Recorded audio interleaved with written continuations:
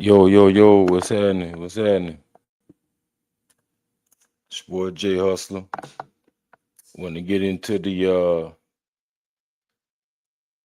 court cases and stuff with Cassidy and P. Diddy.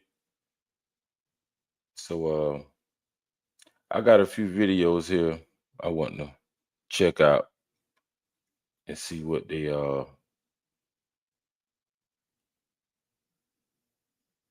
saying here.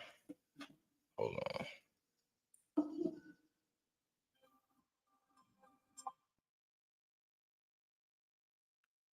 So we're gonna get into what the video and we're gonna check out what Cassidy had to say against P. Diddy. So let's check this out.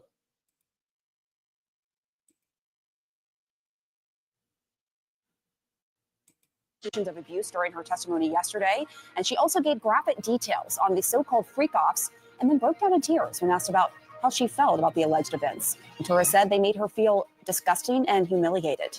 Combs has pleaded not guilty to all 5 charges, including sex trafficking.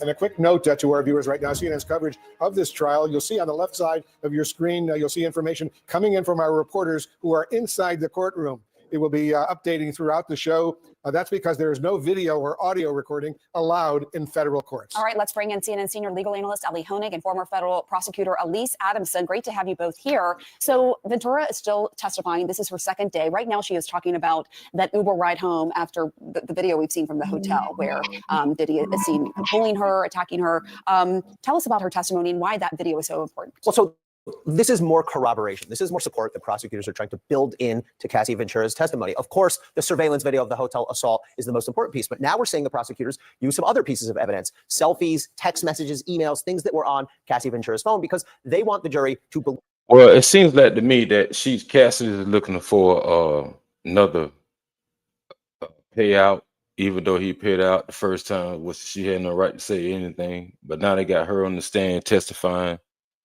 doing all these egregious accusations, allegedly, I must say. So you know how this thing can get. So she's taking it down another rabbit hole with Diddy to come and testify against him.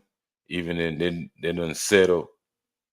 It was a few mil, so what, 50 mil, something like that. So yeah, so let's see what she has to say later on in the court.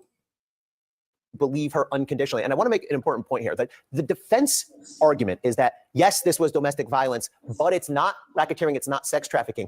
But it's important to know, and I think prosecutors are going to argue this, those things are not mutually exclusive. It can be both. In fact, one of the things prosecutors have to show is that there was force or coercion. And so that beating, if I was the prosecutor, I would argue, yeah, you bet it's domestic violence, but it also goes to the sex trafficking and racketeering. Because the argument could be made that from the prosecution side is that was a form of coercion, that exactly. Perhaps she was afraid that she would get beaten up, and that is why she did some of these acts. And we should note, she talked about the selfies where she had a swollen lip and a black eye under her sunglasses. So clearly the prosecution is trying to draw that out. Wolf. So why would it's interesting, right now we're being told by our reporters who are inside the courtroom that Cassie Ventura reviewed a binder of more than a dozen photos that were shown, and clearly she was upset. She said she typically reached out to escorts to arrange these freak-offs because it was her job, and she felt she would be punished if she didn't do that. Yeah, that's incredibly so she important. Gave consent on her own, though. So why would she blame Diddy on that? So there are going to be a lot of accusations and stuff on that about who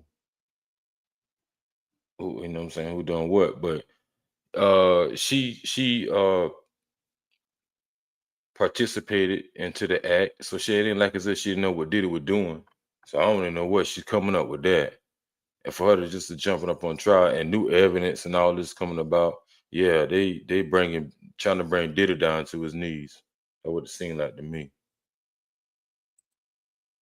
Defense opened on the fact that Ventura was a willing participant. That's their theory of the case, that she was Combs's lover and she wanted to be there. And so the prosecution had to grapple with the fact that Ventura was the one that was arranging some of these freak-offs. I think the prosecution is doing a wonderful job explaining why that was. By framing this as a job instead of something that she wanted to do, it makes it clear that there perhaps was that coercion. And by tying it to that violence, as Ellie just said, the photos, the corroboration of the black eyes, shows that she didn't really have a choice. She was going to be punished if she didn't comply, and that's key. And she said that she just testified under oath that when she paid these men to be in these so-called freak-offs, it was with Combs's money. That's what she's saying. Yeah, I think the argument prosecutors are trying to make here is. In other news, Georgia residents are going to be happy to hear this. It just came out. There's a new website where any Georgia resident, as long as you. It sounds a little strange, but the freak-offs are not about the sex, or at least the sex is not what. Well, the freak-offs, it was nothing about that. It's not like he paid for anything to come to please him. So they had to be a part of it. That's why I keep saying that's part of the whole situation. So why do they feel like he flew them in a very handsome compensation for their time? And we all know what this is. They never heard of the word prostitution. So that's just what it is, but that's at their own willing. So it's not like as if he was doing anything. Well, some may bait it different, but nevertheless. What's relevant to you, the jury. What's relevant is those freak-offs show the element of coercion, as Elise was saying, and they show that there's some organization at play here. Remember, this is a racketeering charge, the first charge here, and that means that there was some sort of organized enterprise that was committing multiple crimes. So prosecutors need to show this was more than whatever sexual proclivities may have been, felt here by Sean Combs. There was some organization here with respect to people and methods and payments. And I think that's what prosecutors are building on. And also another important point, you have the racketeering and the sex trafficking charge. And what I've noticed, and she just talked about it, was the fact that some of this happened across state lines, that it happened in different states. And that is key in terms of the sex trafficking charge. Also, she's talking right now about in January 2016, that Combs sent her a text that he wanted to have a proper FO, freak off, where they didn't take ketamine. Of course, drugs have also been a big part of all of this. What do you make of that? Well, first of all, and all of a sudden now she just want to come up and speak up about that, about the drugs and the legal activity and stuff. Why didn't she explain all of this earlier in her trial? I haven't been following it much. I was never really into it, but I did a little bit of brushing up kind of up on this case. So none of this, besides the video, what it shows about him jumping all over Cassie, kicking and stuff like that, I thought it was very, very egregious too. So that I want to just throw that out there. So yeah, it was a sickening thing what he done, but from her side of the story, all these add-ons and I forgot this and that, and just bringing it up all of a sudden now that he's going through a hard time, it raised questions to me. So it is what it is. Well, the crossing state lines is what gets us into federal court. It sounds like they're going to have no problem establishing that. This happened in California, New York, New Jersey, Florida, and elsewhere. Yes. So the point with the freak-offs, and we're going to have a proper freak-off and that kind of thing, and the drugs are part of the persuasion. The drugs are part of the coercion, the threats that make this more than just sex or even more than just domestic violence. And if I could just add, that's what Ventura said, that she had to take the drugs to dissociate so she could participate. That doesn't sound like willing participation to me. It probably won't sound like willing participation. Was she forced? It's interesting, Elisa. Right now, Cassie Ventura is 8 months pregnant with a very visible baby bump. We've learned that the defense asked the judge to have her seated in the witness box before the jury came in, arguing that her pregnancy would prejudice the jury against Combs. The judge said no. What do you think of that request? Yeah, look, Wolf, I knew the defense had to try, right? Because they're not going to view her as this 22-year-old girl who set up all of these meetings. They're looking at her now as a 38-year-old mother. And it could possibly invoke some sympathy in the jurors. Listen, jurors are human beings. They're going to feel things. But you can't hide the fact that this is a pregnant woman. And so I think the judge rightly said no. She's going to be able to walk to the witness stand. And she's not doing anything to inflame the passions of the jury. I don't hear any reporting of her really playing up her pregnancy. But they're going to have to contend with the fact that Cassie is a person. And from everything I've heard from the reporting, she's also testifying very well, very credibly and emotionally. She's there with her husband who's inside with her as well. And just now we're being told by... Yeah, well, she's having a whole lot of support right now coming about because not to mention the case that he's going through and there's other accusations, alleged situations that they've been brought up leading us to upon this case. I think it's unfortunate for Diddy now. So you got all of them screaming victim. Now they in some type of vendetta, I should say, against you from the start. It had to be there then. You just didn't see the red flags. But when you carry so much power leading into this in that industry, in that world, You know, they just really got to bow down to you. So you really find out who your friends are after you go ahead and almost about to lay down, especially in a situation like this. But that is what it is. Also, the ones that's coming in late or whatever, y'all just leave a comment down below and tell me what y'all think about that one. So I'm about to get into the Tory Lanez case. So this is a very interesting case now that a lot of things start to open up, which is we felt like that it was like that from the start. We knew Tory Lanez was innocent amongst a whole lot of other people. So we're going to hear more reading deaths from here on it's on Fox. So let's see what they got to say. Fair use. California prison. We do know the alleged attacker. More information here. This courtesy of TMZ, saying the guy who allegedly attacked and stabbed Tory Lanez in prison is serving a life sentence for a murder charge, and this wasn't his first violent incident behind bars. So this dude already familiar with the violence culture, so he already know what it was. So Tory was already targeted. Mexican dude, you know what I'm saying, tatted up. So you know what that was about. And plus Tory got bread. So it had to be some inside things that they're not even telling us, that we kind of put 2 and 2 together. Yeah, I think that raised questions with that too. So like I said, they knew what it was, so they went in. Bars. The alleged attacker was identified by authorities as 42-year-old Santino Casio. Prison officials say he's serving a life sentence for second-degree murder and was previously convicted for an in-prison assault with a deadly weapon. So we're following the latest here on Live Now from Fox, and we're also learning more information about new evidence being brought forward in this case involving Tory Lanez. We watched it here on Thursday or on Wednesday as the legal team sought justice in the case of Tory Lanez. They presented new evidence that suggests he never fired the weapon the night Megan Thee Stallion was shot in the Hollywood Hills. Lanez is currently serving a 10-year sentence for the shooting. The legal team alleges she lied about what happened the night she was lost. So let's take you right now out to some of these details here on Live Now from Fox from Los Angeles earlier on today about this new evidence being presented. We'll see if it has any legs in the courts. Let's listen into this here on Live Now. Here, some really, really compelling new evidence that you've never heard before. Evidence coming up in the case. Our legal team will explain all of that to you. We will have updates on Tory Lanez, Mr. Peterson, on how he's doing. It's really sad to see the situation that he's in, and we think it's time. Enough is enough. See, in my opinion, I feel like we're in a culture where they feel like we should believe all women. I don't think that's the case. Why? We shouldn't believe all women. For what? Because a lot of them, and not all, this goes to, I'm speaking to the majority, not the minority, but it should be all the way across the board. Why should we believe any woman? Shannon Sharp going through a situation where, it was really consensual between them two. Now she's in an uproar in her feelings about that, but that's a whole nother topic. But Tory went through this same situation, kind of a little differently though. She's allegedly say that he shot her, 3 times in the foot or something like that. So, but she admitted it on Gayle King interview that he didn't do it. But they're still holding him accountable, even though they had the evidence during that interview. Everything that she was saying to Gayle King, we're just gonna overlook that. So we're just gonna say, okay, women are right. How? I don't get it, man. But this is demonic world, man.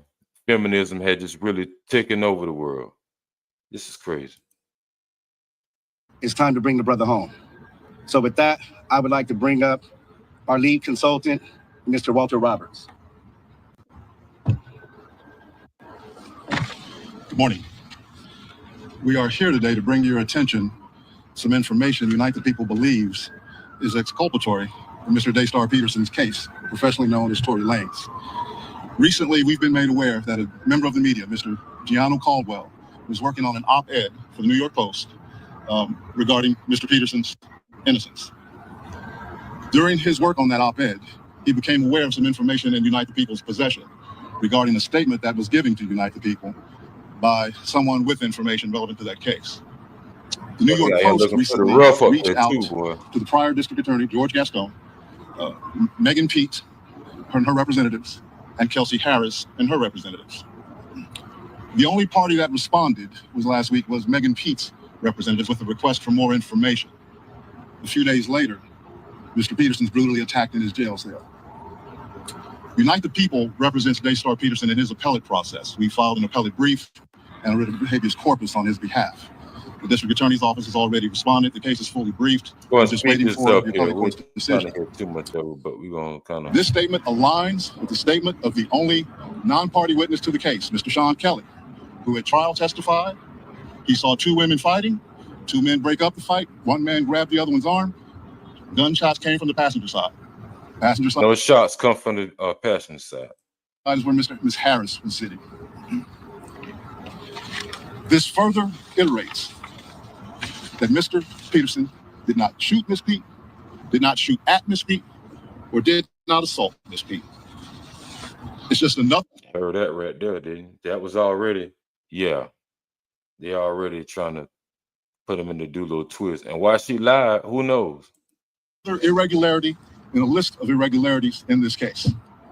For example, there were 3 potential suspects in the car that night, and yet the only DNA sample was taken of Mr. Peterson, even though unknown DNA was found on the gun. Why wasn't Ms. Harris's DNA taken? Or was it taken and the information simply never given to the defense? Why wasn't the driver of the car, Mr. Jaquan Smith? Salute to you, KTC. Hell yeah. I don't know what yeah, this seems like he's trying to do time for someone else, because obviously he didn't do it, but they didn't have no evidence from the start. That was my biggest thing from the beginning. I don't sit here and think you shouldn't believe all women, but this kind of situation that, you know, you put yourself in. So Meg, she always been suspect to me, and the way she, you know, her music alone, I can't listen to that shit. Most guys, that's really kind of, they ain't trying to hear all that. I mean, her twerking, moving the body, you know, that's one thing, you know, okay, eye candy. But yeah, she railroad buddy though. DNA taken. Or was it taken? And again, simply not given to the defense. We don't know. It should have been taken. It is Unite the People's understanding, regular LAPD practice at a crime scene like that. Anybody who's there, the DNA is taken. Another irregularity. Why? Hey, KTC, can you hear me pretty good? Am I muffling? I checked the playback on the last live, and I was muffling a lot.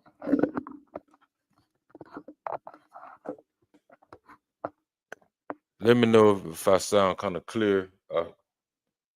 I'm clear. Okay. Word. I was doing a lot of. I think I was in the other earpiece that was kind of messing it up. So yeah, I appreciate it though, KTC. Why, at Ms. Harris's police interview, was a non-lawyer, non-family member, record company executive allowed to participate? Highly irregular situation. Normally, we see cases, strangers are not allowed in these things, but it was in this case. All of these things point to the highly irregular nature of his trial and his conviction. It is our contention that he was wrongly convicted. And while we at first were willing to let the process play out, it is our contention now that if he is not pardoned or released promptly, he may never come out. They're trying to get out. They're trying to get him on out of the part of him. So that should have been already explained a long time ago. It should have been trying to get Tory Lanez up out of there, because it was suspect from the start when they were going through it. She had them fake meltdowns with Gayle King on her interview. That was already suspect. So that sounds like, but you know, it's a lot to come with that when you in that world with the industry and stuff like that, especially if you're making millions and this you got this potential prospect that could guarantee to make more than what that other person is bringing in. It's a lot of factors to look into that, man. The record label, I think something to do with that. I feel like anybody that's on the prosecution side should be held contempt. I think they need to be locked up. So it was wishy-washy for me from the start. So I now all of a sudden now they got new evidence about they been had all that. They been had it. She was just exposing herself so much to a point where now, if hadn't wouldn't have been for the stabbing though, because he did get stabbed up. Like they mentioned earlier in the video, he got stabbed. So that was a hit already off top. Maybe the record labels had anything to do with it. Who knows? But that's neither here nor there. And that would be the ultimate injustice, is that he gets killed in prison for something he did not do.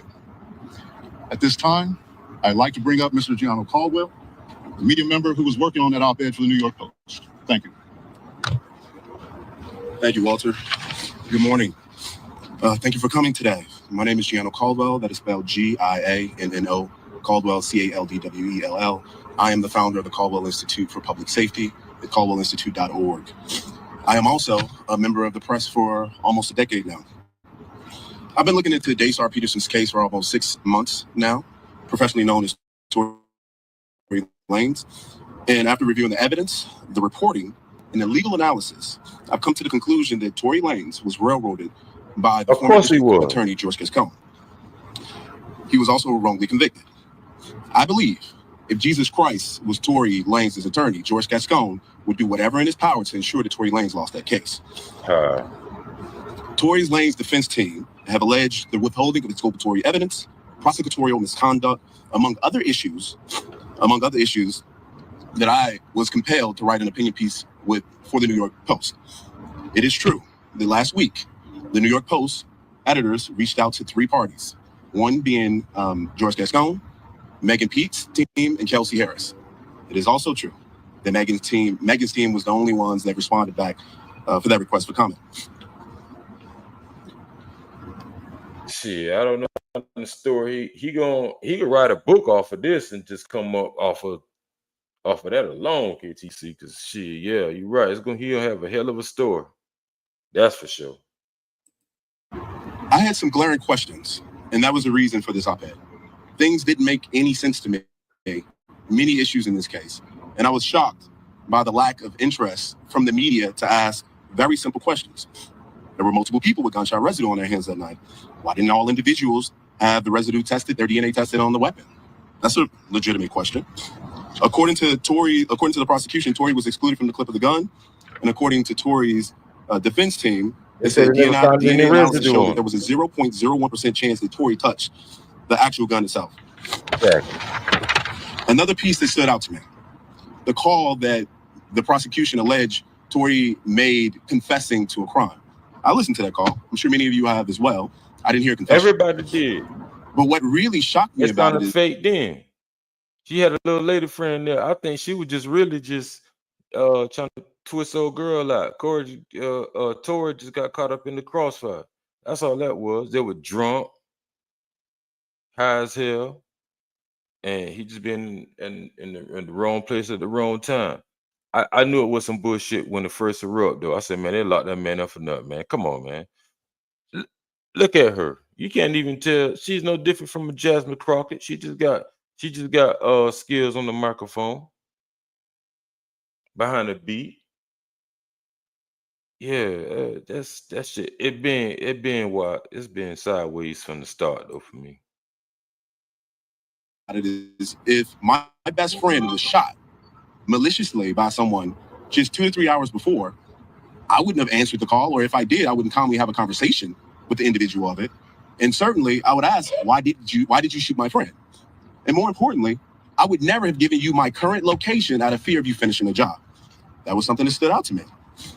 I also, in my op-ed, discussed Kelsey Harris pleading the Fifth Amendment. She wasn't accused of anything by Megan Pete or the police, and to my knowledge, she wasn't under any investigation.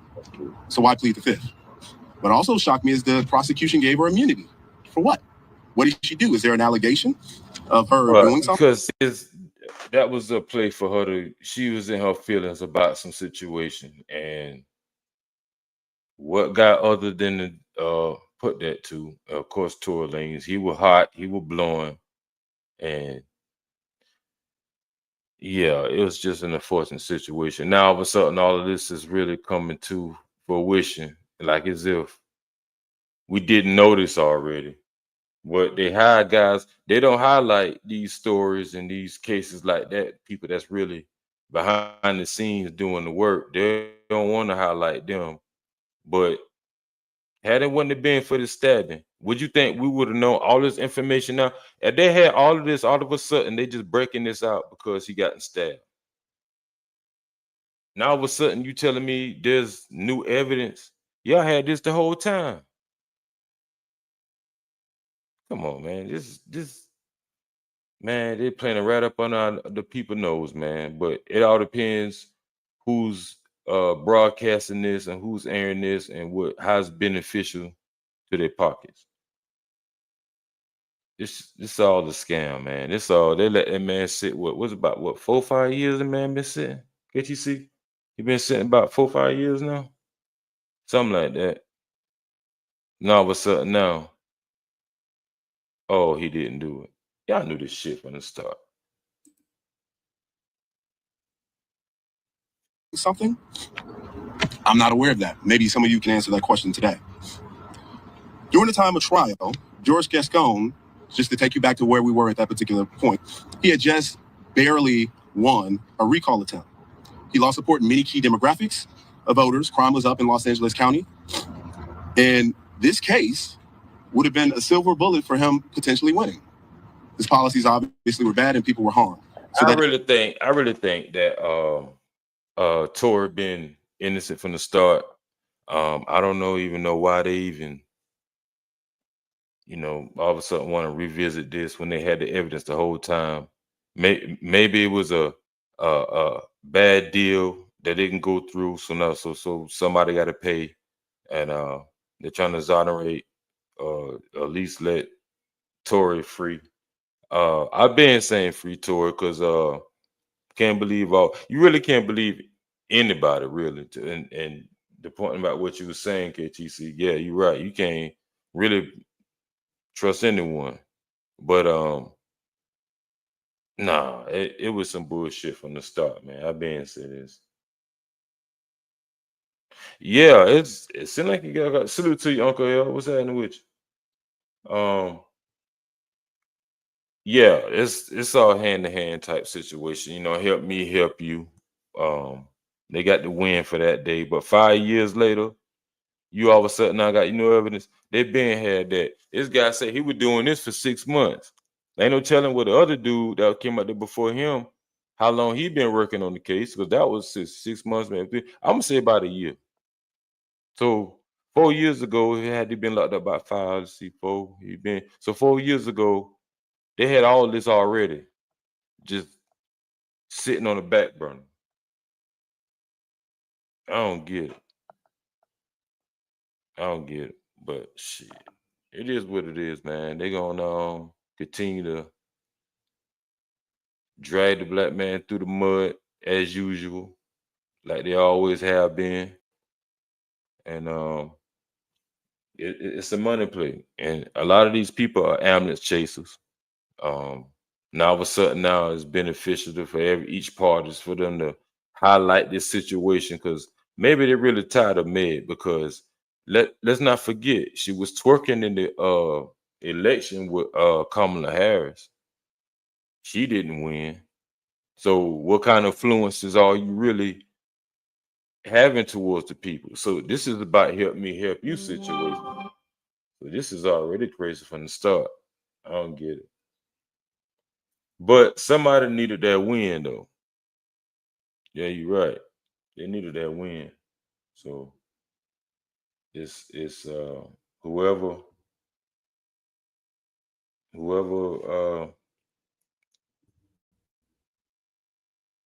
gonna turn it out right. So but then again, I would just highlight some things here on the Tory Lane situation. So I did I can go and catch a playback on the Cassidy situation. So I went and covered all that, but I want to go live tonight, man, and do some other content. Throw some other stories I had back in the cut. I want to try them out and see what I can come up with. But yeah, man, I appreciate y'all coming through here, KTC, Uncle L. Appreciate y'all. Just break off, trying to do my thing here, trying to switch up the content a little bit. But salute to y'all. I'm going ahead and shuffle up some more videos. I'm gonna throw out some uploaded videos later on today. I got some shit I want to go over too, man. It's some crazy shit. KTC, you probably it'll blow your socks off on this one. Yeah, but I got some other content, man. I want to throw out there. So I'm gonna get to it. I appreciate y'all coming here and rocking with me.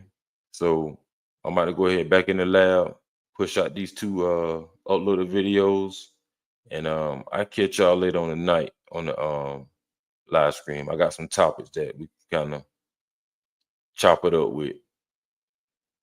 All right, y'all. Peace.